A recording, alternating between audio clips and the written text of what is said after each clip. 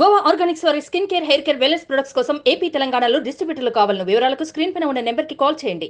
అభిమాన నాయకుడి ప్రచార సభ కోసం అన్ని ఏర్పాట్లు పూర్తయ్యాయి. భారీగా మహిళలు, కార్యకర్తలు, నాయకులు చేరుకున్నారు. కేరింతలు కోలాహలంగా ఉన్న ఆ ప్రాంతం ఒక్కసారిగా భయపడిపోయింది.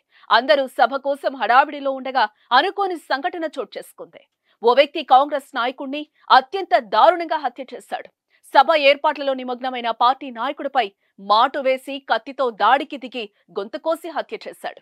ఈ దాడిలో మరొకరికి తీవ్ర గాయాలైన ఘటన అత్తాపూర్ పోలీస్ స్టేషన్ పరిధిలోని హసన్ నగర్ లో చోటు చేసుకుంది.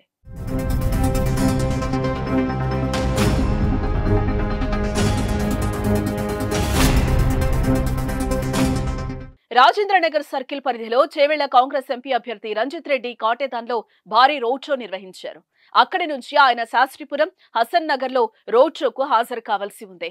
ఈ క్రమంలోనే హసన్ నగర్ లోని ఇందిరానగర్ చౌరస్తాలో స్థానిక కాంగ్రెస్ డివిజన్ స్థాయి నాయకుడు మక్బూల్ నేతృత్వంలో ప్రచార సభ ఏర్పాట్లు జరుగుతున్నాయి. అప్పటికే స్థానిక మహిళలు, కాంగ్రెస్ కార్యకర్తలు అక్కడికి చేరుకుని ఎంపీ అభ్యర్థి రంజిత్ రెడ్డి రాక కోసం ఎదురు చూస్తూ ఉన్నారు. ఇంతలో స్థానికంగా ఉండే అంజద్ అక్కడికి చేరుకుని మక్బూల్ తో గొడవకు దిగాడు.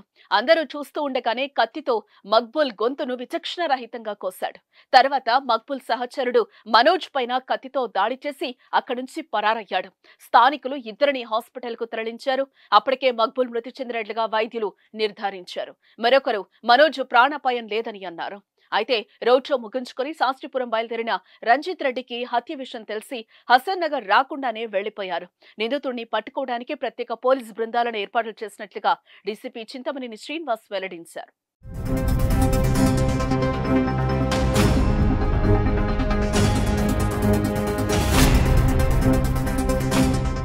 సుమన్ టీవీలో మీ పర్సనల్ అండ్ బిజినెస్ ప్రమోషన్స్ కోసం కింది నెంబర్కి కాంటాక్ట్ చేయండి.